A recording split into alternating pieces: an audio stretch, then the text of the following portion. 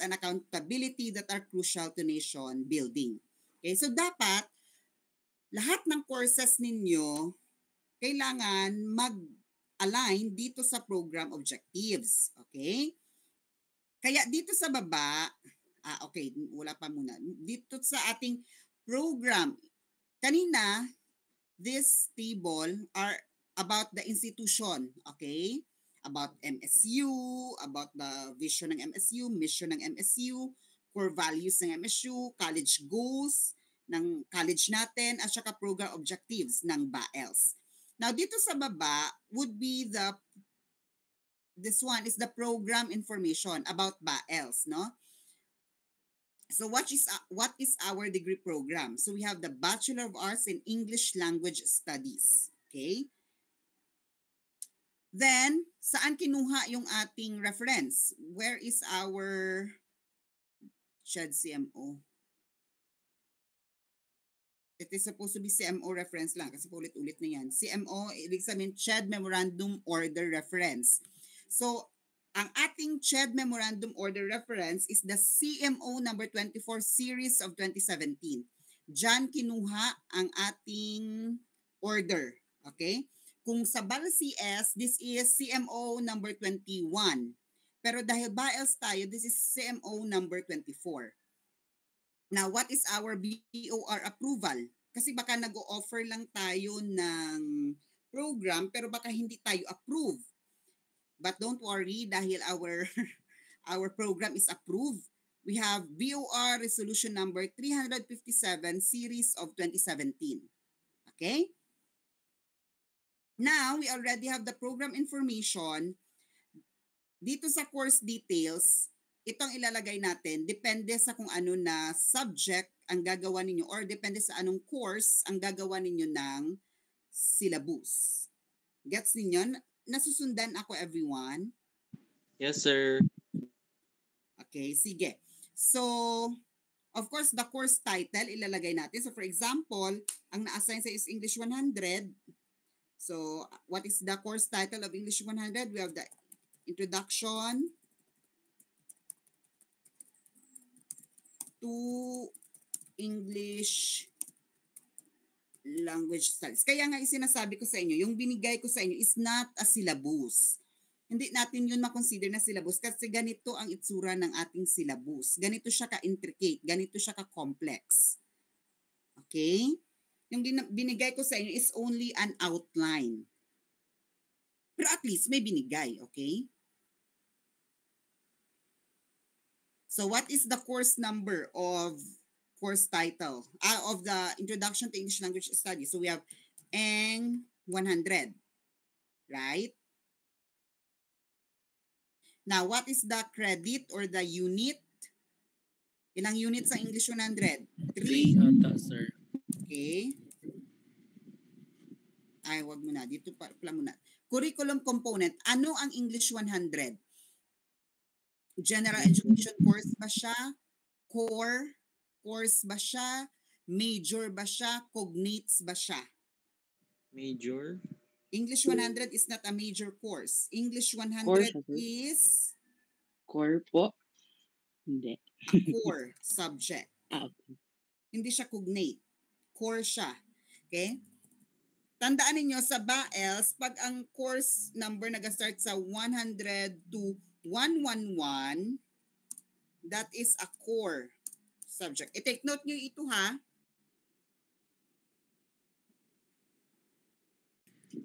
Sir, mag-send ka. Core subject. Pag ang subject nag-start sa 120 to 131, this is a major subject. Okay? Then, pag ang course nag-start sa 150 to 154 for BPOO or 160 to 164 for ELT, these are cognates. So basically, ang subject ninyo na ENG 160, yung methods and approaches in teaching, ENG 161, yung testing, English Language Testing and Assessment. Itong subject natin na ENG 162, which is the English Language Curriculum Development. ENG 163, okay, na ano ga ito? Language Planning and Policies. And ENG 164 na itong Language Classroom Research are cognates. Okay? So itong English 100, Introduction to English Language Studies, English 101, English 101, Theories of Language and Language Acquisition, English 102, History of English Language, English 103, Phonology and Morphology, English 104, English Semantics, English 105, Syntax, English 106, what is English 106? That is language of literary text. 107, language of non-literary text. English 108, stylistics. English 109, discourse. English 110 is English 110 is English 110 yung computer mediated communication. English 111 yung language identity society. They are all core subjects.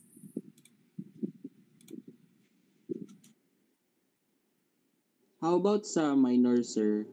Ansay, ano, Jev? How about po sa minor po? Ano? Yung sa minor po, yung code niya, yung curriculum component ng minors po. What do you mean na minor? What particular subject? Like for example po sa PE, ganun. PE, ang specific ano ng PE? PE talaga. Pero for example, purposive communication, art app, they are general education courses. Yung mga JEC 101, JEC 102, 103, 104, they are general education courses. So itong ENG 120, that is psychology of language, right? Okay, up to ENG 131, they are major subject. Okay, kaya wag niyong sabihin na yung English 100 are major subjects. They are core subject. Okay? So, i-take note niyo ito ha.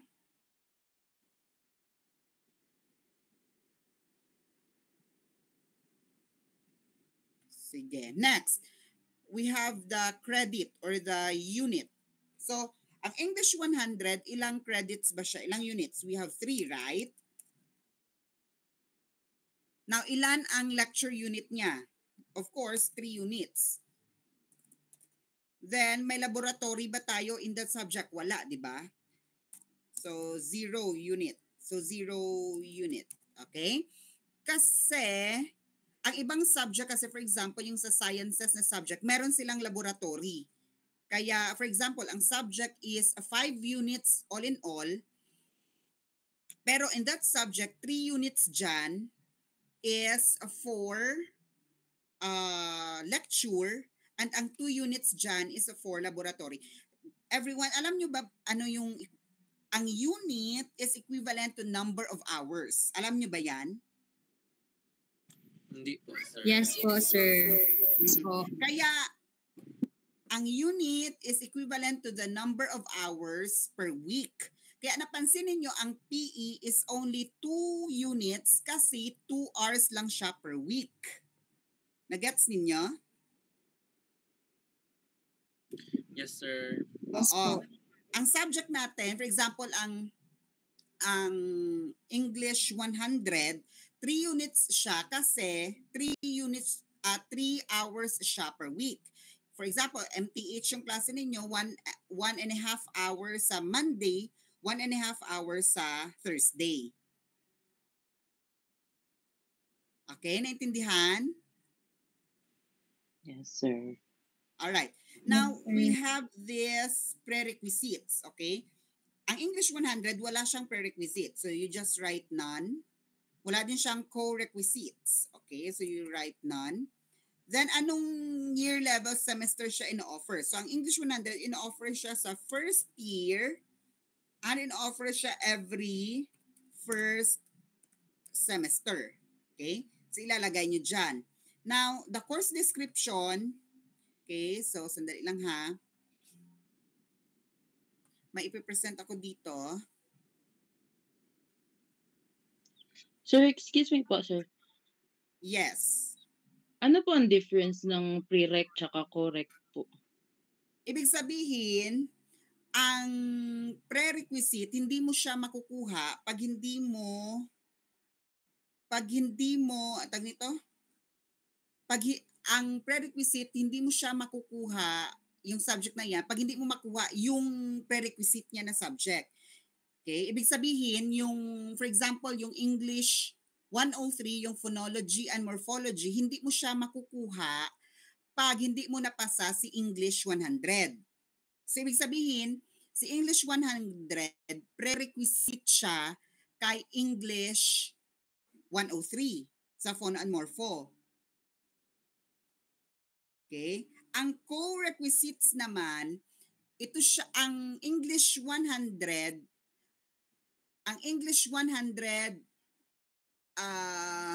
atag nito, ang English 100, English 101, hindi. Atag nito, ang core requisites pala, ang subject na ito, sandali lang ha, naglibog ko, dahil lang. Yung sabay sila ginatake po, sir? Or Yes, hindi? oo. Yung sabay sila ginatake na subject. Okay? So for example, ilagay natin dito English 103 na din no sa introduction to English phonology and morphology. Ang prerequisites nila English 100, English 101, kag English 102. Okay? Ang core requisites naman is para sa ang course ito yung English phonology and morphology, co-requisites siya sa ano na mga subjects. Okay? So for example, wait lang, may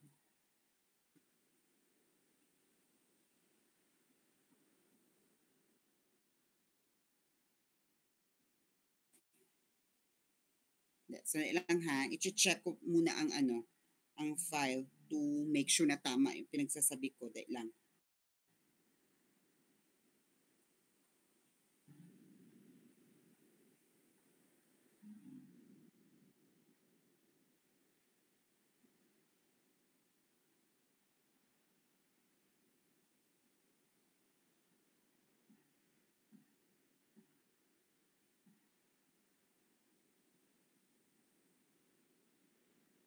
Okay.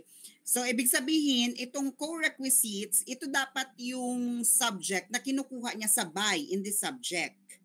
Okay? So, ang co-requisites nitong English 103 is itong Eng 104 and 105. Okay?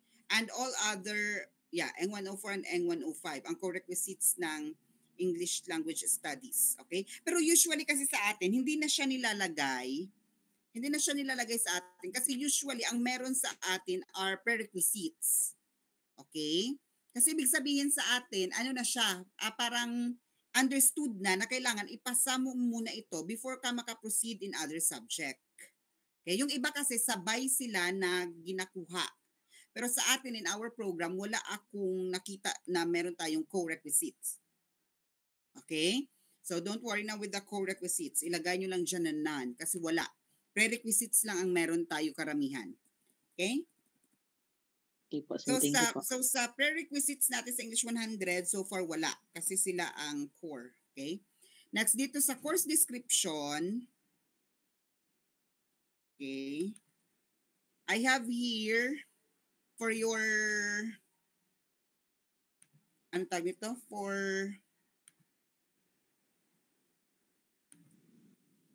for your easy reference, kasi wala kayong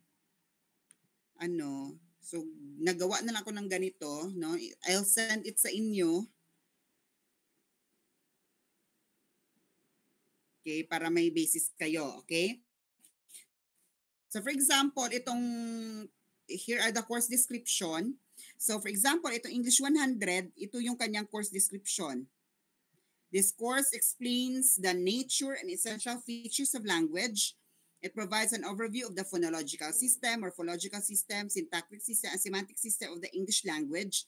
It gives an introduction to this course as well as language acquisition and language change. It provides learners with an overview of English language studies.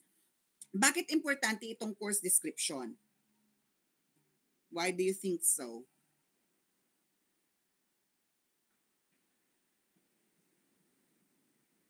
Para makita ang kung unsay goal sa course po. Okay, isa yan, no? Para makita kung ano ang goal ng course. Ano pa?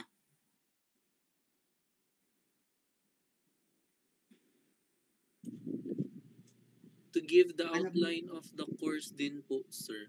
Yes. Okay. Ibig sabihin, itong course outcomes, dito magre-revolve dapat kung ano ang objectives, ano ang dapat na mga lessons or topics na magre-revolve under that subject. Gets ninyo, everyone? Yes po. Okay. So, ibig sabihin, sa English 100, sets clear expectations. Sa English 100, hindi ka dyan pwede magturo ng multimodal or hindi ka dyan pwede magturo ng curriculum. Gets ninyo, everyone? Kasi wala siya sa course description. Ibig sabihin, ang pwede mo lang dyan ituro is this one. Ito lang. About essential features of language, phonological system ng language, morphological system ng language, syntactic system ng language, semantic system, okay? Or introduction sa discourse, okay? Acquisition, introduction to language acquisition, and language change. Okay? Kasi yun lang ang course description. About dyan lang ang program, ang course. So hindi ka pwede magdagdag, hindi ka pwede magbawas, okay, ng topics. Okay? Then ito nakalagay dito, ano ang credit? 3 units. Ano ang prerequisite? None. Okay, so dito send ko sa inyo dito na file, andito na lahat ng mga informations that you need for the course, no? Course information. Then dito nakalagay din ang course outcomes. Okay, itong course outcomes, ito siya ang dapat na objectives na at the end of the semester, ito ang dapat mong nagawa or na-achieve in the classroom. Okay? So dapat sa English 100, nag-a-analyze kayo how the English language works. Okay? So kaya nga nagdi-discuss tayo kung paano ang system ng phonological system, ano ang morphological system, ano ang syntactic system, ano ang semantic system, and pragmatic system or discourse. Okay? Next, describe language development and change. Use discourse analysis of written and oral English text, then generalize the relationship of language to cognition and culture and the implications of this language learning and teaching. Okay? So yon, andito na lahat ng information. Okay?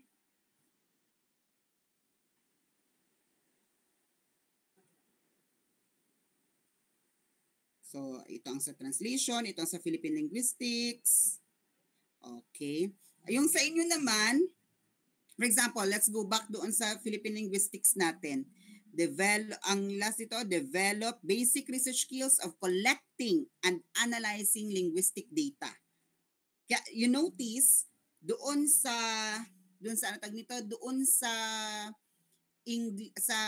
Philippine linguistics natin na subject, 'di ba, pumunta tayo ng Lake Cebu. Hoy, everyone. Yes, sir. Okay, so ibig sabihin na-achieve natin ito si course outcome number 6. Okay? Kasi, 'di ba? Na-develop yung research skills niyo doon. Nag-collect kayo ng data, right? Para sa libro. Yes, sir. Di ba doon kayo nag-collect ng mga data sa Lake Yes, Cebu? sir. Yes, sir. Then after that, inanalyze ninyo yung data para mag-come up ng libro, right? Yes po. Okay.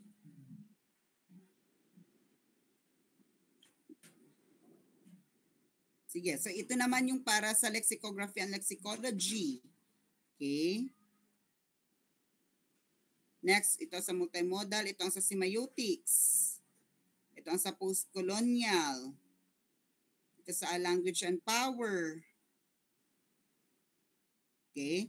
So sa research sa language and power, dapat may research din kayo dyan na requirement. Kasi demonstrate critical reasoning and research skills by writing a clear and well-developed paper or project about a topic using theories in language and power. Okay? Ito ang sa language and gender. Ito, special topics, issues and perspectives on English language studies. Ito ang last, organize and facilitate for a critical discussion on the current development of concepts and approaches debates on the English language and there's under cultural historical context. Ito pala ito. Mali pala ito. Organize and facilitate fora. Ibig sabihin forum. Okay? Sa English 131, nag-organize ba tayo ng research forum? Yes po. Ibig sabihin, na-achieve natin itong ito, course outcome number, pang ilan to? 1, 2, 3, 4, 5. Ito si number 5. Okay?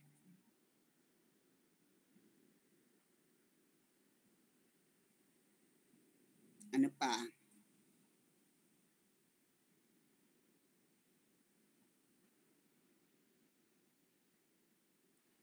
Okay, so ito ang sa ELT approaches and methods.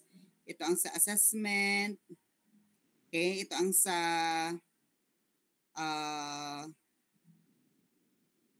English language curriculum development. Ito sa language policies and program. Okay. Then ito sa language classroom research. Okay, ito naman yung sa regional literature. Okay, Philippine literature. Ito language classroom research understands ang similarities and differences among the psychometric tradition. Di ba na-discuss na natin yung psychometric data sa research, naturalistic inquiry at saka action research. Okay? So, yun. So, dito nyo kukunin. Okay? Dito magre-revolve ang inyong topics and everything in your classes in the course description at saka course outcomes. Okay? Sige. Naintindihan ninyo, everyone? Yes, sir. Yes po, sir. Naka-follow. Sige daw. React daw kayo, React ng saan ba dito? Clap. Clap ang gusto ko. Okay. Okay, sige. So, I'll stop sharing na this one. Isasend ko ito sa GC mamaya so that you have a guide when you write your first draft of syllabus. Okay? Sige, balik tayo doon sa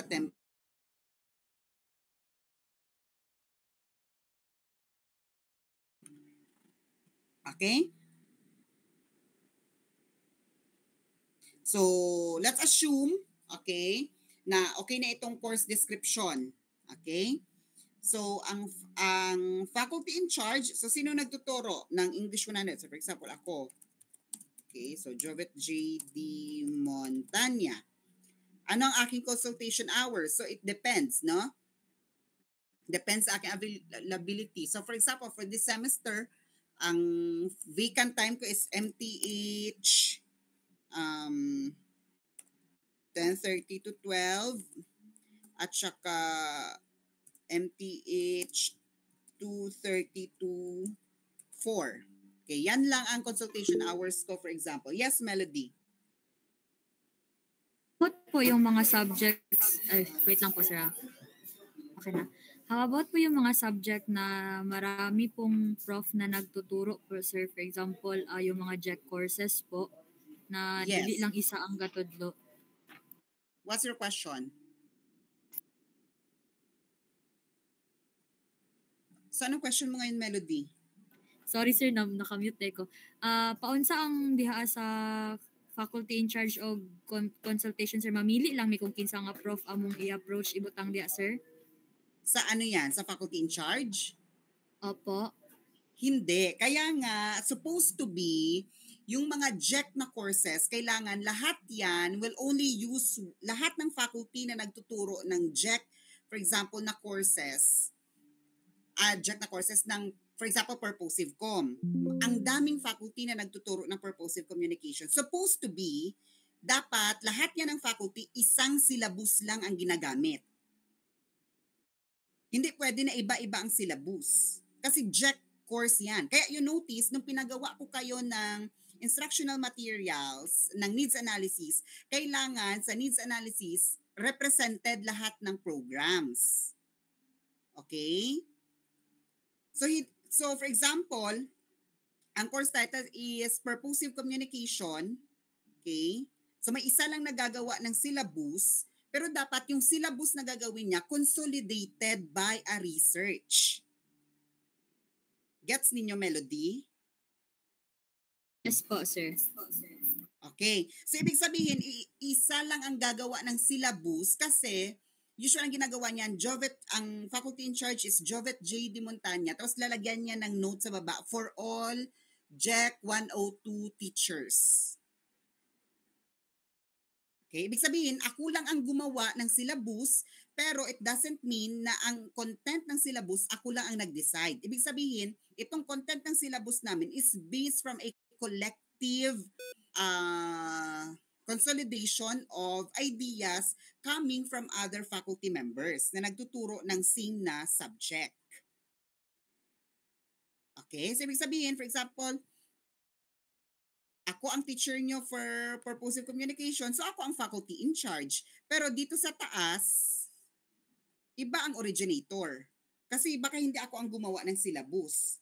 Pero since ako ang teacher ninyo for that subject, edi ako ang faculty in charge at consultation hours ko ang susundin. Kasi ako man ang teacher ninyo. So in other block, for example, iba ang teacher nila.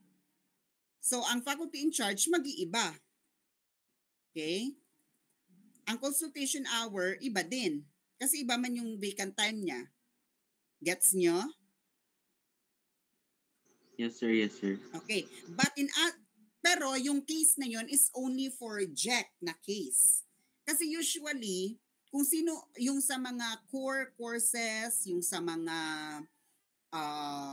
major courses, yung sa mga cognate na courses, kung sino ang nagaturo ng subject na yan, siya naman ang nagatudlo.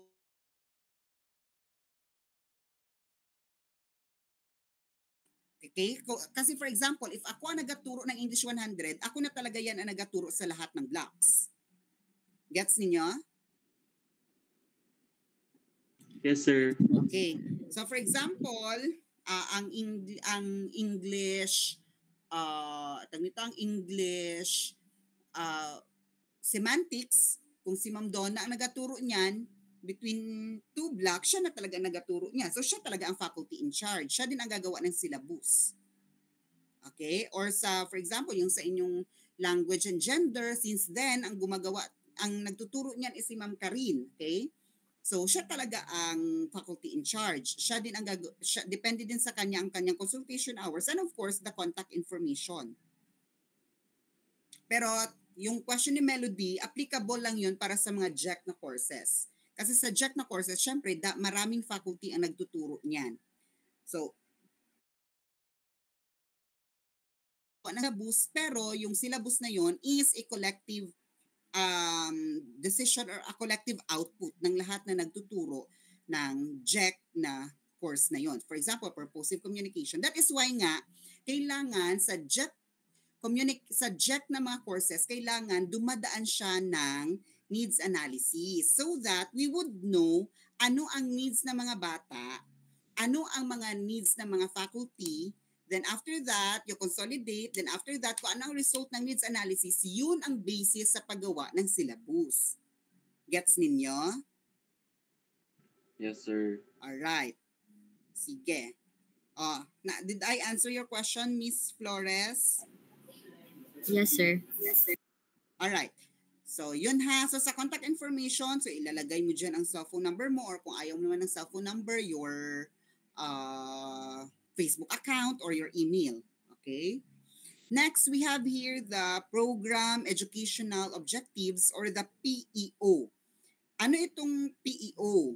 No? Anong kaibahan niya sa PO na Program Outcomes?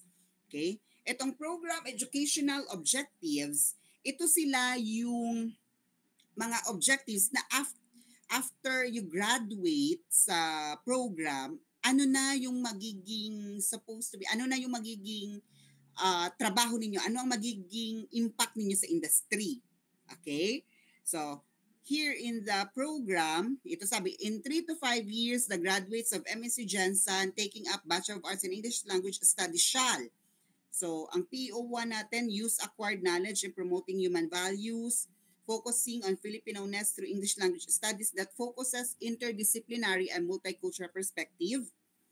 Ang PO2 natin, lead in the production and development of language researches, okay, and creative works that contribute to the existing body of knowledge in the field of language and language education. PO3, engage in lifelong learning by possessing enduring interest in language and language education and the development of Philippine culture across languages and other disciplines. PO4, demonstrate in the respective fields of profession the core values such as commitment, integrity, so on and so forth. So itong mga PEO natin, okay, Program Educational Outcomes, i-align natin siya sa ating university mission. Ilang mission nga ang meron tayo sa university?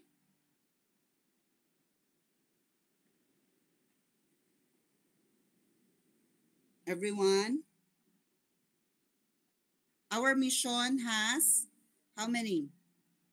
2, sir. We have 2. Okay? Kasi first we have ito, to provide human resources for the development of Southern Mindanao. Diba? Ang second, help improve the living conditions of Muslim and indigenous people. Sige. So, ang PEO1 ba natin, ito siya, aligned ba siya sa Mission 1? Aligned hindi. Kung naka-acquire ka ba ng promoting human values, focusing on Filipino-ness, maka-help ka ba in providing human resources for the development of Southern Mindanao?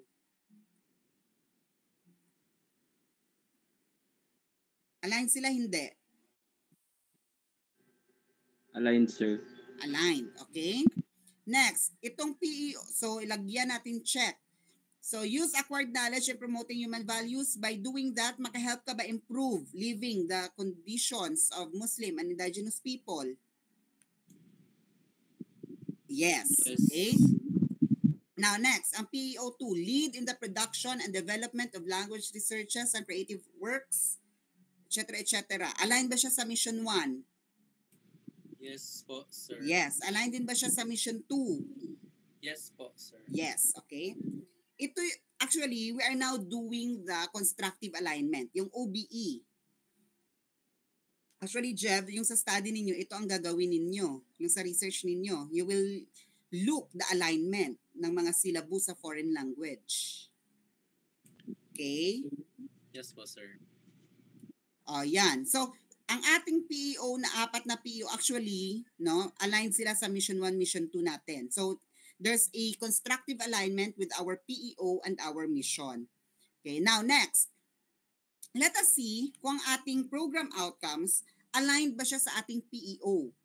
Ibig sabihin, itong program outcomes na naman, i-align na naman natin siya dito sa program educational objectives. Okay?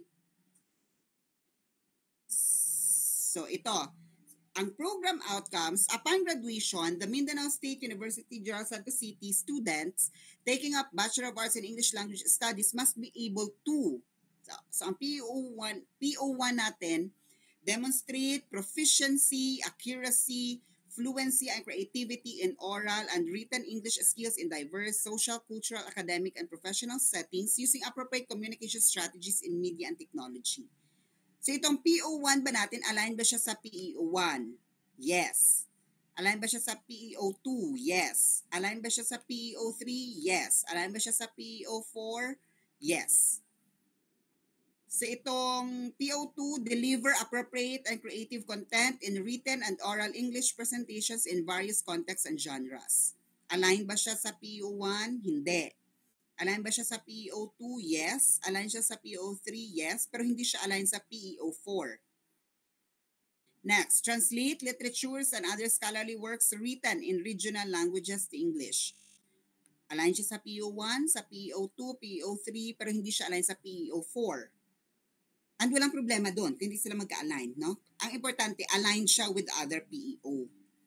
Next, document the structure, morphology, phonology, syntax, and semantics, and use of English and its hybrid varieties in regional literature and other texts, especially of Mindanao.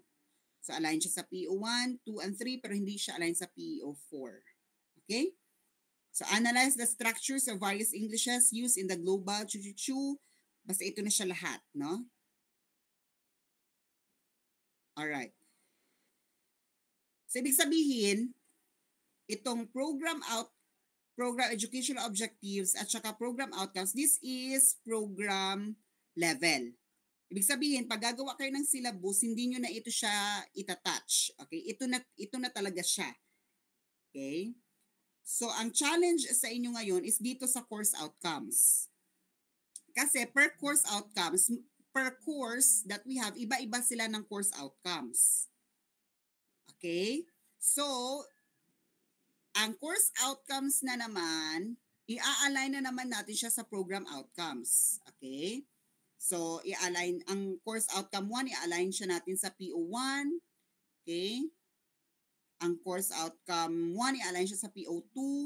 Okay? And this time, hindi na siya check lang. Ang gagamitin na natin is the L. Ibig sabihin, learn. Ibig sabihin, ang course outcome 1 na align sa PU1 ay nilelearn natin in that subject. Ibig sabihin, in that specific subject, tinuturo siya, formally taught and evaluated. P naman, kung ito siya na course outcome 3, hindi siya tinuturo sa subject na yan. Hindi din siya ina-evaluate. So, ibig sabihin, P lang yung nakalagay, practice.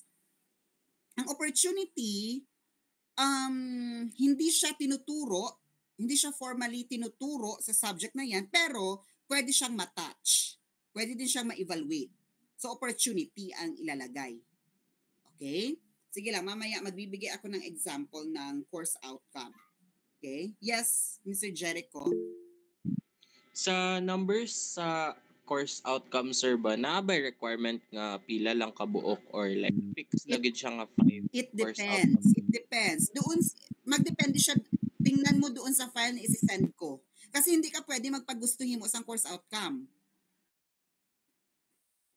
Thank you po.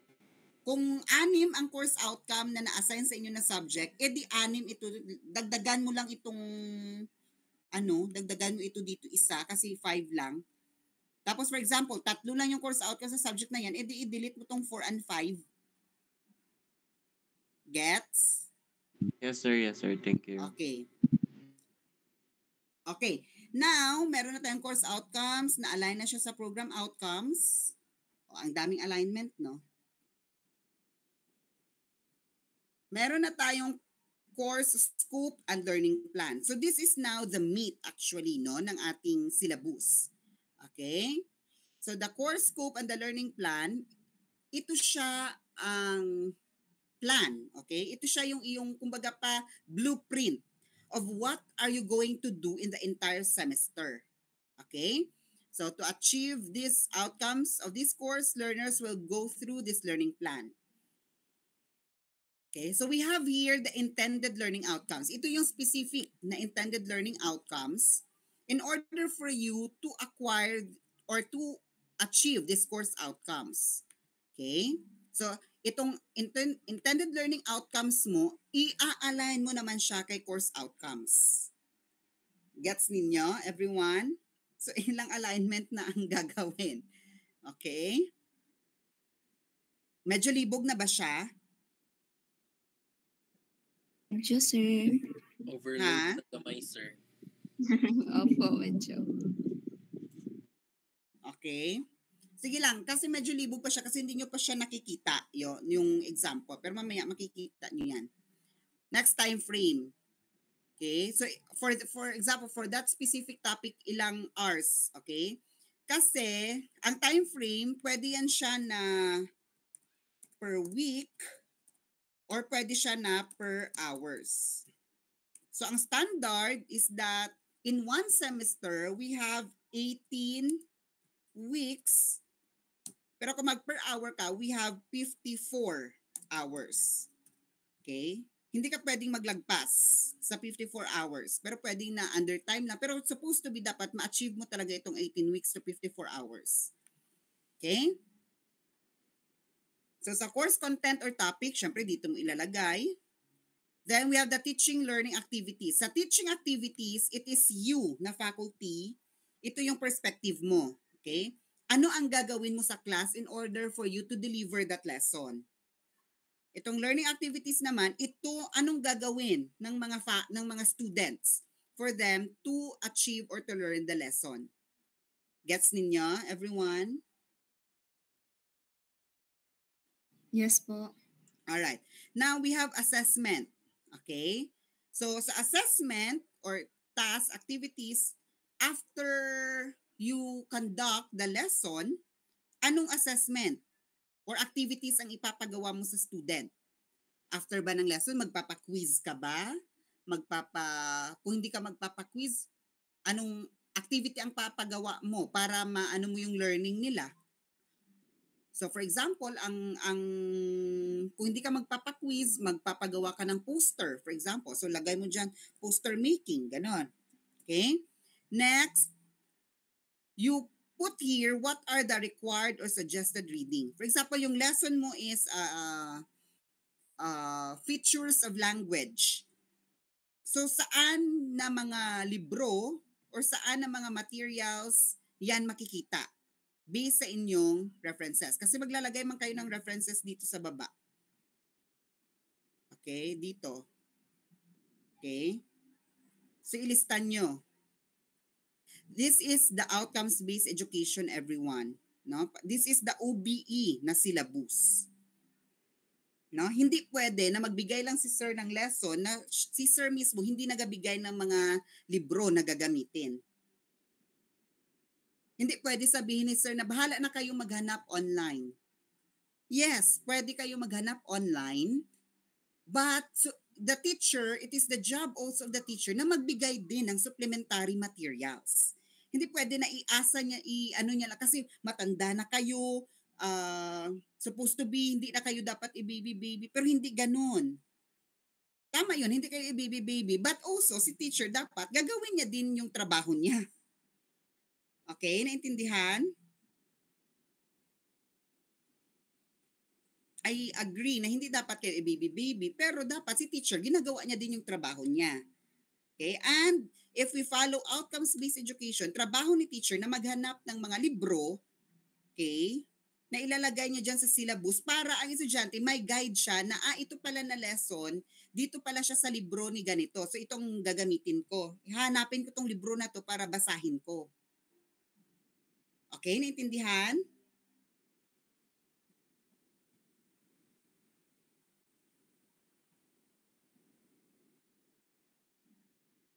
Naintindihan, everyone? Yes po. Okay. Sige. So I think no sa curriculum nagbigay ako ng mga libro sa inyo. Sa language classroom research nakapagbigay ako ng mga libro, 'di ba? Ng mga PDF books. Yes, sir. Yes, sir. Yeah. Next, itong learning output, okay? So, 'di ba kanina, for example, ang assessment natin dito quiz. So, ano ang learning output ng mga bata? Kung quiz ang assessment task mo, ang learning output is yun ang basis mo ng learning nila.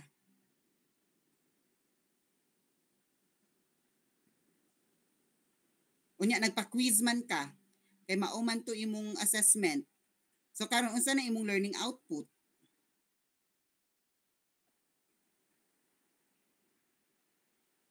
Sige daw.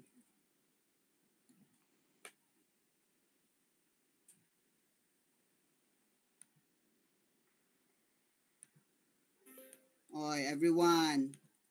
Bakit walang sumasagot? Kung quiz, yes, of course. Score. Okay? So ilagay mo dyan, for example, ang assessment mo dito, di ba common sense? Your assessment is quiz.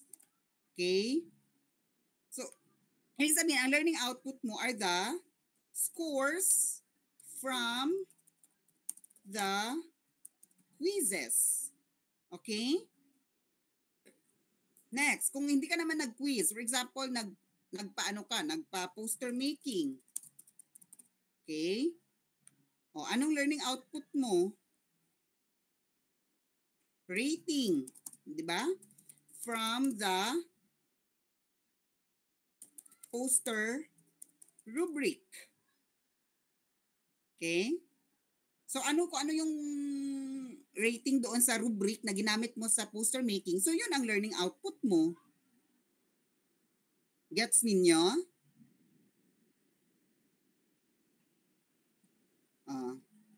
Sige. Unya, ma-teacher pa mo. Kaya pa, magimog syllabus.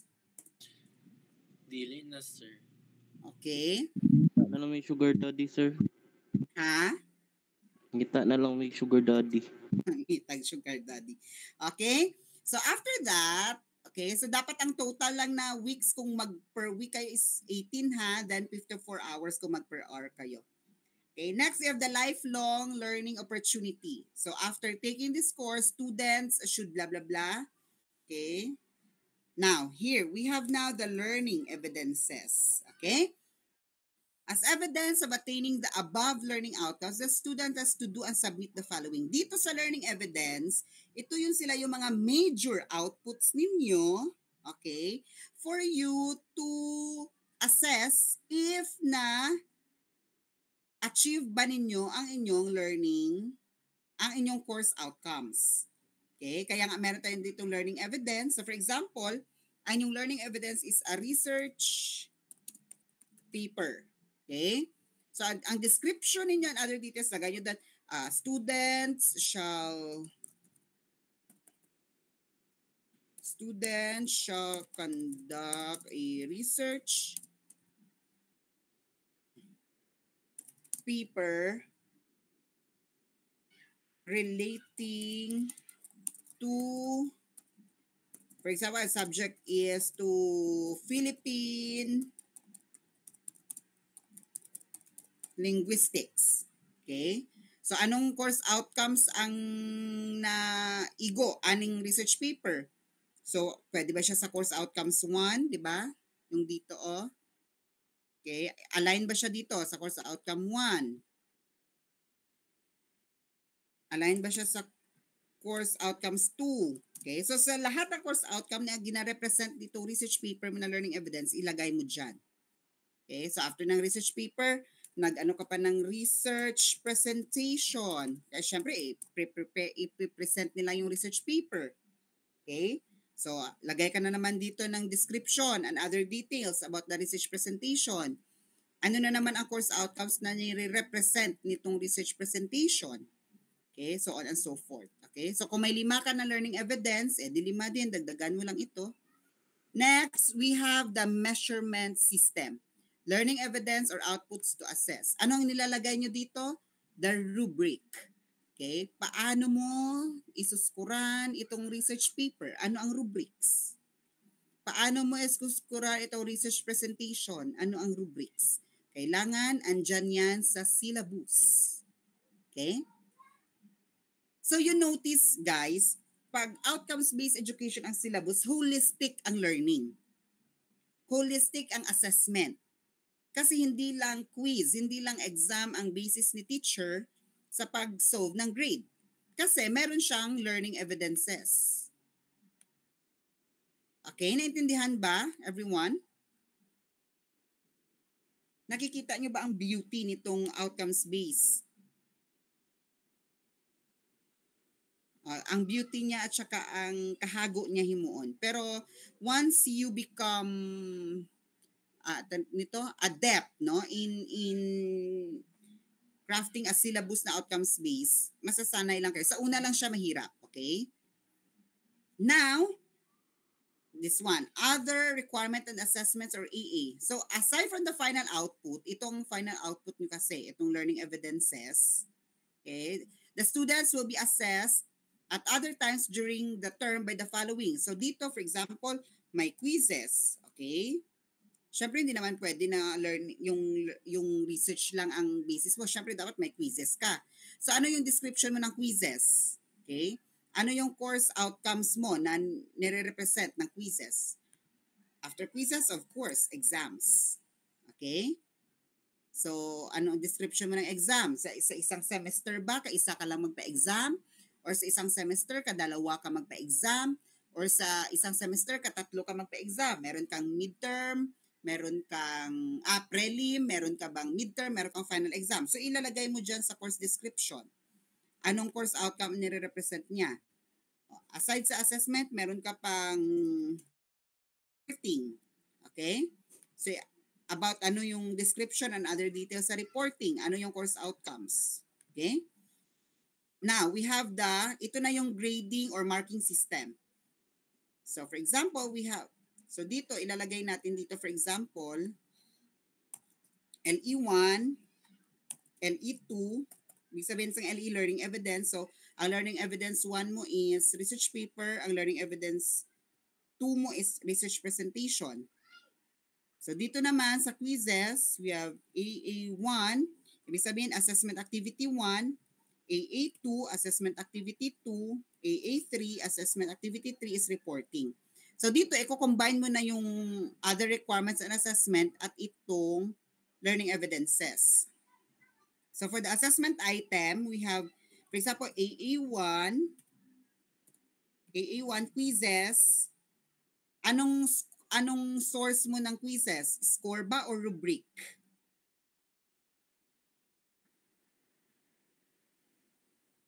Hello? Sa quizzes, ano bang ginagamit natin? Score or rubric? Scores. Score. So, score ang grade source mo. Okay? Next, we have AA2 exam. Ano bang ginagamit natin sa exam? Score. AA2 is exam. Score ba or rubric? Score, sir. Score. Pero actually, pwede din naman rubric sa exam. Kasi yung mga essay, oo, pwede rubric. Pero, for example, ang exam mo is objective siya, hindi mo kailangan ng rubric, so ilagay mo na lang dito score. Okay? Next, we have AA3. Sa reporting, anong basis ba natin? Score or rubric? Rubric. Rubric. Okay? Okay. Rubrics. Okay? Yes, Dean. Ang sa exam, good sir, for example, halo siya, like nakakay objective na part, tapos kinapoy essay sa latter na part. Both ang ilagay mo po, score tsaka rubrics.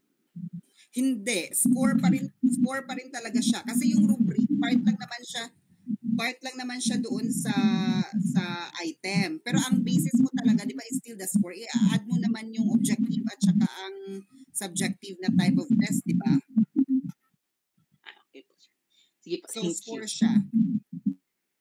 Okay? Yes, Jezabel.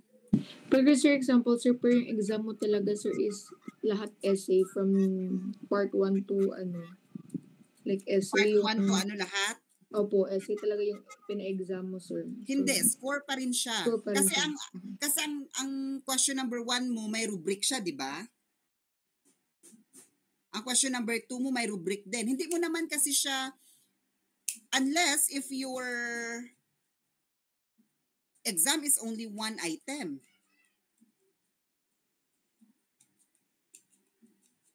Di ba ang question, for example, ang question 1 mo, may rubric ka for that. So, ilan ang score niya dyan? Ang question 2 mo, may rubric ka for that. Ilan ang score niya dyan? Ito, total mo naman yung scores, di ba? Yes, sir. Oh, so score pa rin siya, hindi siya rubric. Unless nga, yun ang sabi ko, unless if ang exam mo is only one item, tapos yun lang talaga siya. Ang exam mo is one question tapos 100 points. So isang rubric lang. Gets ninyo? Alright. Yes po, Now, sir. yes. So now AA3 is rubrics. Ano ito? Reporting. Next, we have ito, learning evidence 1, learning evidence 2. Pwede isahin mo na yan. Learning evidence 1, learning evidence 2. So anong basis mo sa Anong basis mo sa presentation at saka sa research paper? Score or rubric? Rubrics po, sir. Rubric. Okay? Yan. So now, sa AA1, sa quizzes, ilang percentage siya ng exam, ng total nila? For example, 20% lang. So ilagay mo lang dyan 20. Ang AA2, ang exams, ilang percent? 20 din. Itong reporting, ilang percent? 10%. Kumbaga, itong research presentation nila at saka research paper, lagay natin 50%. Total of 100%. Okay? Now, dito sa passing grade, ilalagay nyo, anong passing grade na standard ninyo? 50% or 3.0. Okay? Ibig sabihin, kung hindi siya naka-3, bagsak siya. Kung hindi siya naka-50%, bagsak siya. Okay? Or kung ayaw na 50%, anong standard mo? 60% ba ang 3 sa'yo? Or 70% ba ang 3 sa'yo? Or 75%? Okay? So, ikaw ang bahala. Depende sa'yo sa teacher. Kasi sa atin dito sa MSU, unlike with other institutions, meron silang meron silang standard na sinusunod. Na for example, sa USEP, meron sila, ang sa USEP is 50%. So lahat ng faculty nila, yun ang gina-follow. Sa atin kasi, dito sa MSU, wala. Okay? Pag gusto si teacher. Okay? Next, the passing grade conditions. Ano yung mga conditions ni teacher? Okay? Sige lang, magbibigay ako ng examples niyan mamaya. So, i-erase ko muna dito ha. Kasi template ito. Isisend ko ito sa inyo na template.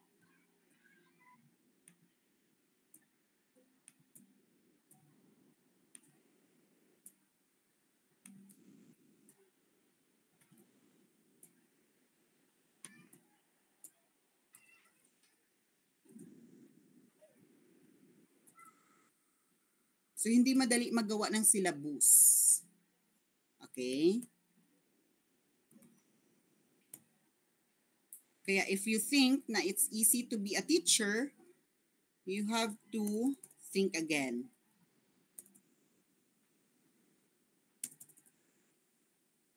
Tapos ingnan lang ninyo sa evaluation na di kabalo mo tudlo si ma'am o si sir. Okay?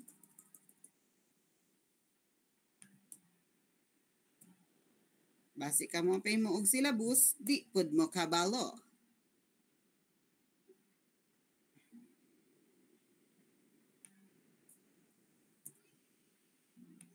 Sige, erase ko muna ito para hindi ko makalimutan mamaya.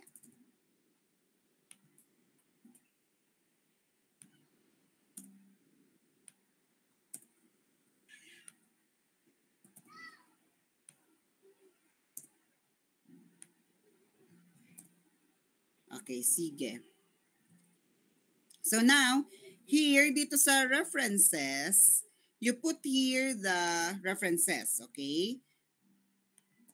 So please, in your references, you include books and do not just limit it sa books. So pwede na maglagay kayo dyan ng journals, yung mga research studies. Hindi naman mga online.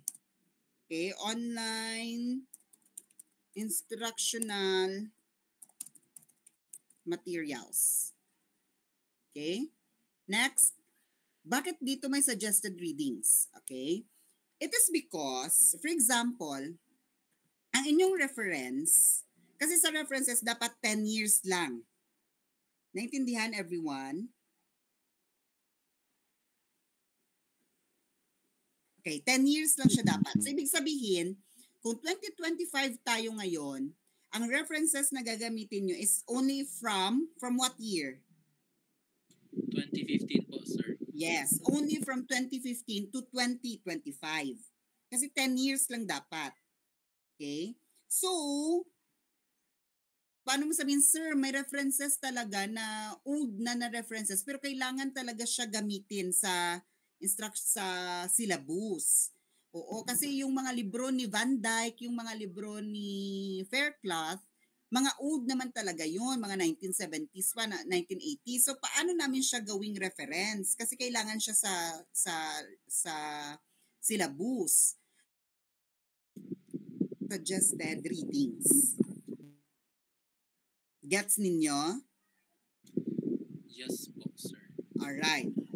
So pag hindi nakaabot ng 10 years yung references, pero needed talaga siya sa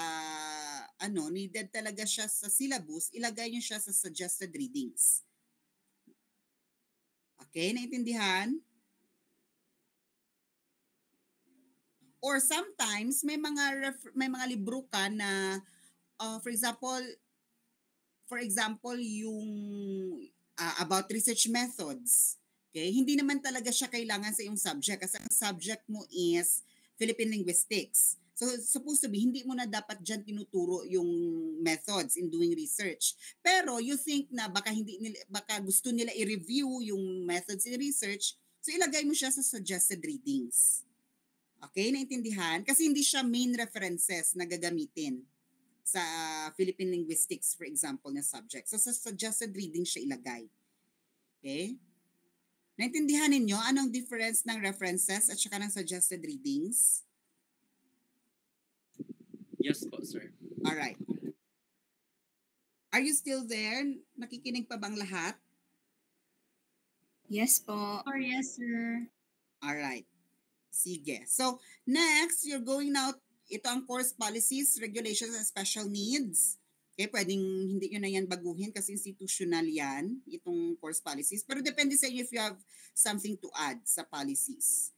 Then of course, prepared by, sinong gumawa ng syllabus, recommended by chairperson, inote ng college dean, and i-approve ng vice chancellor for academic affairs. And supposed to be ito ang isa sa mga pinaka-importante na part ng syllabus, the learning contract. Okay? So I have read, pipirmahan ito ng estudyante, okay? I have read the course syllabus and I understand that I have to comply with the requirements of the course and the expectations from me as a student of anong subject, okay? As a student of English 100 during the anong semester, first semester of school year 2024-2025. I am fully aware of the consequences of non-compliance with the above-mentioned requirements and expectations. So, meron kang pipirmahan as a student. Okay? Kasi, itong learning contract, this will bind the student and the teacher. Okay? Naintindihan ninyo? Ibig sabihin, si teacher, kailangan sundin niya din kung ano yung nakalagay sa syllabus at the same time, si student, sundin niya din kung ano yung nakalagay doon sa syllabus. So, this syllabus is our learning and teaching contract. That's how important syllabus is. Naintindihan, everyone? Alright. Now, siguro na-appreciate na ninyo bakit I'm telling you always na when you become teachers, kailangan gumagawa kayo ng syllabus. Because it will guide you as a teacher and at the same time, it will be a guide also para sa mga students. Hindi na ang mga students, kung wala silang idea, ano na ang next na lesson, ano na ang next na buhaton. Ikaw pod na teacher, wala pod kay idea, mag-unsa na ka next meeting, mag-unsa na ka sa amo sini nga week. Kaya wala kay syllabus na gina-follow. Okay? So, ibig sabihin daw, parehas ka mo duha nga daw, galakat nga daw gatalang-talang. Okay? So, naintindihan ninyo everyone? Yes, sir. Alright. So when you come up with a syllabus, itong program educational objectives at saka mission, wag nyo nang ayaw na ninyo tanduga kay mauna jud ni siya. Kay institutional ni siya. So wag nyo nang baka i-change nga i-X nyo na dira ha. Dili pwede. Kay mauna jud na siya. Okay? So sana i-fill out ninyo dito, wag na din niyo i-change. Ito lang. Fill up nyo yung dito sa header.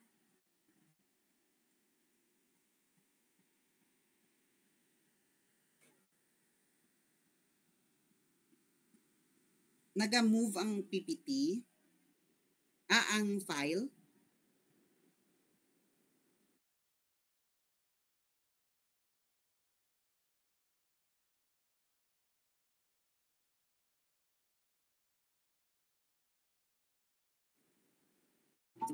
Go so as details. Okay. Then, ang program outcomes, wag nyo na din i-change. Yan na talaga yan. Pero ang course outcomes, i-input nyo dyan kung anong course outcomes ang na-assign sa inyo. Then, ang program outcomes, no, i-align nyo ang course outcomes sa program outcomes. Then, of course, yung course scope and learning plan. Learning unit, learning evidence, yung measurement system, okay, requirements and passing grade condition, itong references, sa drawings, fill out into the one. Okay?